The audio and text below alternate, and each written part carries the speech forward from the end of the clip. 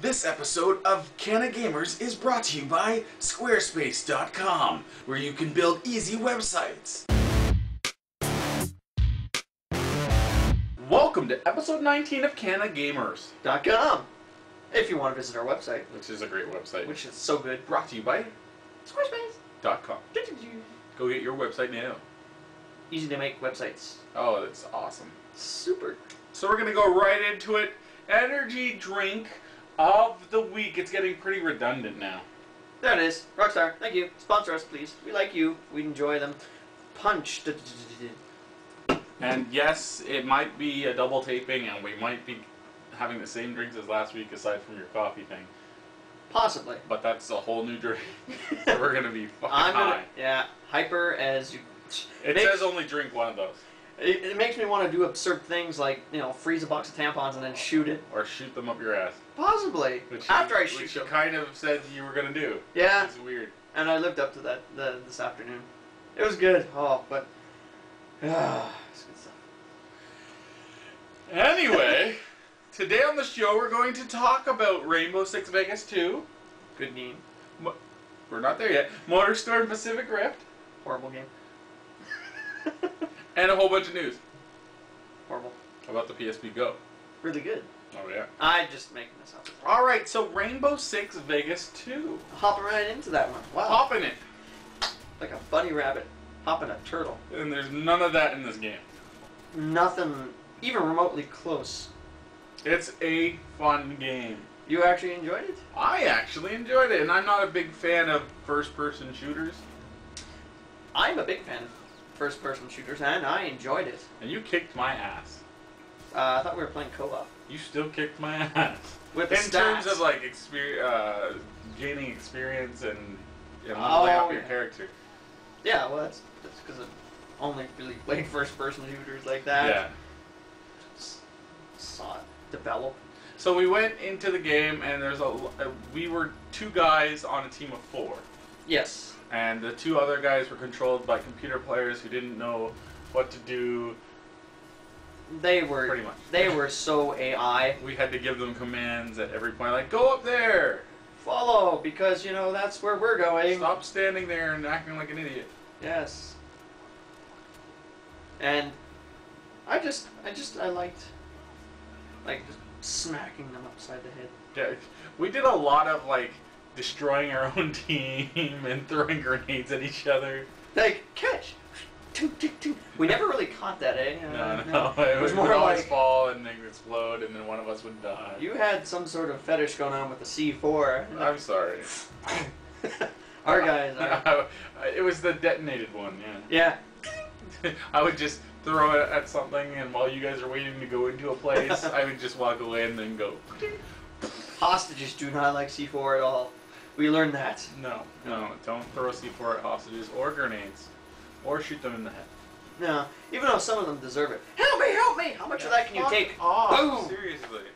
But we went through the levels. We killed some terrorists. Terrorism. it was good. It was, terrorists. Well, anything else that jumping through windows was fun. Yeah, rappelling, sniping people. What was your favorite weapon? Do you remember? Oh, I don't know. So many. Shotgun at close range. Oh, yeah. Heavy machine gun at far range, because then it's like, oh yeah, sniper. I like the semi-automatics that you could add the sniper rifle to and shoot long range. Oh yeah, the assault rifles. I would always use those. I had 2 types of those each time. Run out of ammo, go to the other one, and then do it again. I like the pistols sometimes. It was fun once. Oh, pistol didn't do anything for me at all. Shotgun was fun, like you said. Mm-hmm. You can go close range. Anything else? I always have fun with breaching grenades. the doors with the charge. That's the snake cam. The snake cam. You see where everyone is. And then you can target everyone. Yeah. That was cool. And I thought it's brilliant to have experience points and then gaining levels and getting better weapons as you go through the game. I love that. Any game that doesn't have that, fuck you. Yeah.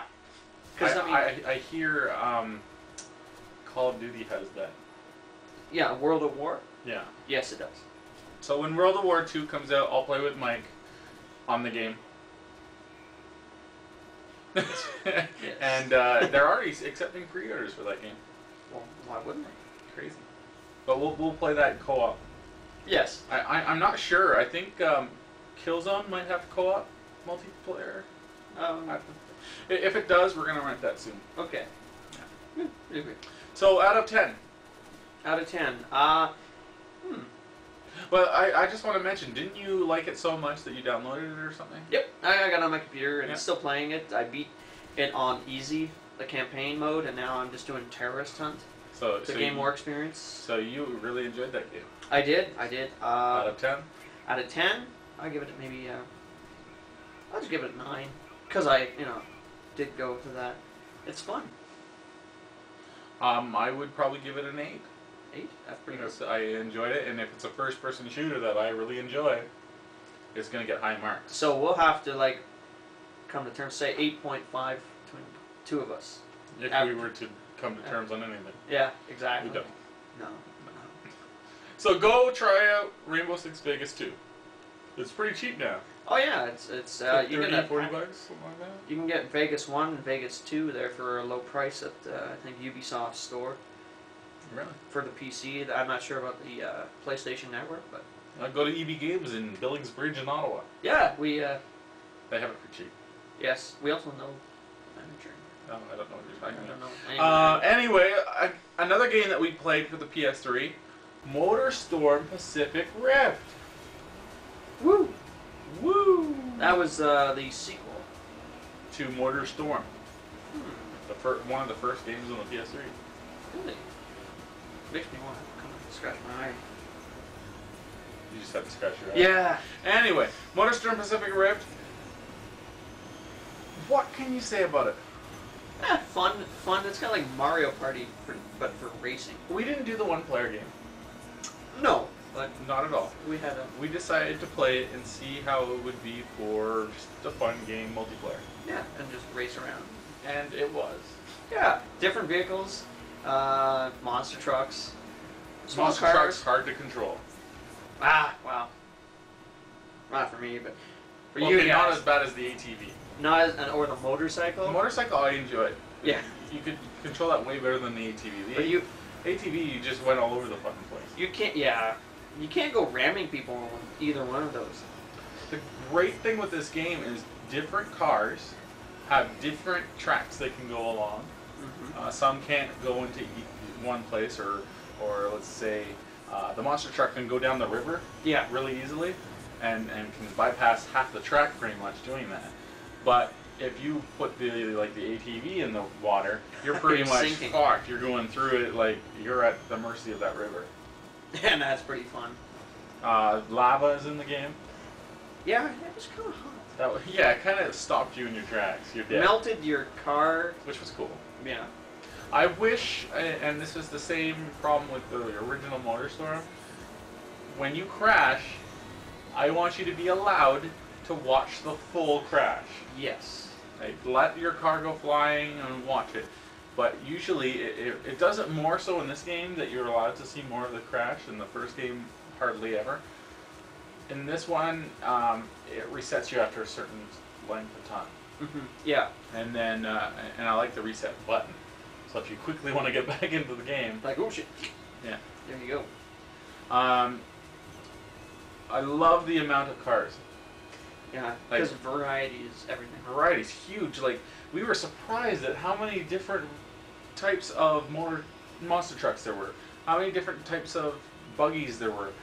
Trucks, race cars. It was crazy. You had the whale car that we still don't know what that was. It was something Like weird. a dump truck or a Zamboni or something. You had like the Triceratops monster truck. It's nuts how many different cars there are. Yeah, I mean, just with a game to come with that many cars, just laid out for you, and oh yeah, it makes the game just awesome. Yeah, so you have like 8 styles of cars that you can choose from, and then you have like about 5 or 6, maybe even more variations of those cars. Oh yeah. Like, it's not the same monster truck over and over again. No. Unless you're the first player, And then, which is based on what you've unlocked in the game. oh, then you're crying. Crying. I like crying. Then there's also the big truck with the rocket on it. That was easy That to was drive. cool. Depending on where you are. Different track types, like dirt tracks, road tracks, water tracks, swamp tracks, rock tracks, grass tracks, all have different feels depending on what you're driving, and it did feel fast. Yeah. One thing about racing games, if it doesn't feel like you're going fast, then you're bored. As Ricky Bobby would say, you're either first or you're last. I don't even know what that means. I guess there's no middle point. Yeah. Okay. So out of 10. Out of 10 for 8.5 for group entertainment. I think that works with me. I'll say 8. 8. I'm Yeah. going with a solid 8 this episode. It's like I don't really want to give it a 9, but I don't really want to give it an 8. It's not enough. It's not quite blah blah blah. Blah, blah. Yeah, it's not quite that. It's not quite. It's not Gran Turismo Well, I don't like Gran Turismo. because it's a sim. Yeah. I would love it then. I haven't tried it yet, but I love sim games. I think Steve might have Prologue that you can borrow. Huh? Pro who? Gran Turismo Prologue. Oh, okay. So ask Steve. Steve. I know this Mystic Steve. This Steve that shows up. But I like Burnout better. I like the other one, LA. Oh, yeah, Midnight Club. That's it. So I like those better, but this is an awesome game. Great with friends. Great on your own. And great on the HD. And great on gas. And great on gas. So probably horrible on gas. Oh, yeah, monster trucks now. So yeah, great games. Okay, so into the news. Next news. Yes, here it is. I think the biggest thing that we're going to talk about is the PSP Go. Go where? This is the next PSP. Okay. There's so many rumors going around. The biggest one would be storage issues. Nowhere to put it because it's so massive. No, it's huge. it's going to be small. I talked about it again. It's going to be like the Milo, the Sony Milo camera, phone thing, whatever. It's going to be like that. It's going to. The biggest thing that's being talked about right now is storage, as in UMD, memory. None of that. Internal memory. You know. Basically, the big choices right now. UMD is going out the door. If this thing has UMD, I'm going to eat my hat. Do you have a hat? I have a hat right over there. We can make a cake hat. We'll make a cake hat. And then you'll eat that. I'll eat that. Alright. Okay? It's not going to have UMD. I'm going to miss out on the cake hat. Well, you have to make some other outrageous claim. It's the biggest thing that people are talking about is the fact that it could either have internal flash memory, which will limit it. So, like, it'll either have anywhere between 8 and probably 32 or 64 gigs of memory inside. Which would be enough, but not enough in the long run. They always have to leave room for expansion. That's the thing. Exactly. So if this thing doesn't have expansion, they're screwed. Yes. So they're also thinking, why not just leave it all expansion? Well, because, you know, you need a little bit of memory to get you going. Yeah, but if they just include a 1 gigabyte card in the initial purchase, that'll be enough. That's if true. you want more, you can buy more. You can buy up to like 32 gig cards now. That's not enough. That's not enough right now, but as time progresses, they're going to be bigger sizes. Oh, yeah. And they're thinking of using a SanDisk memory storage. Like, not Pro Duo anymore. That'd be cool. Which memory stick Pro Duo I use for my camera. We can't show you because the camera now shut it off. won't work, and you know. But I would say just go with the external storage. Yeah, they include something.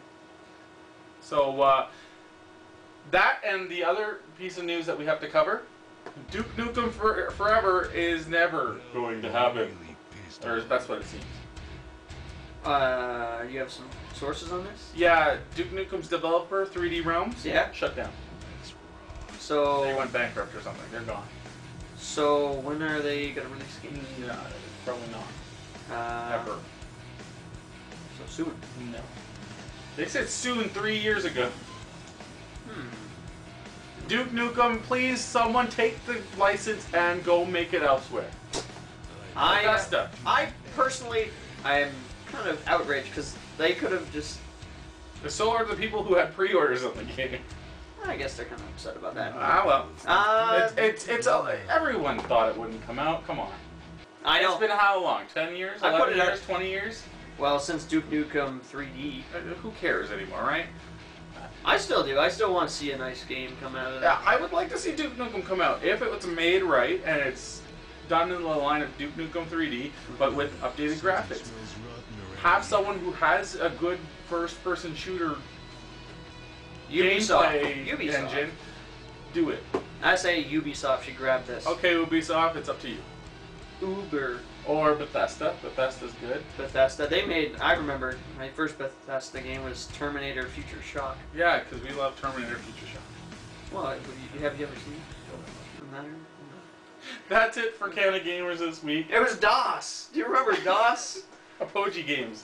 That's what I remember on DOS.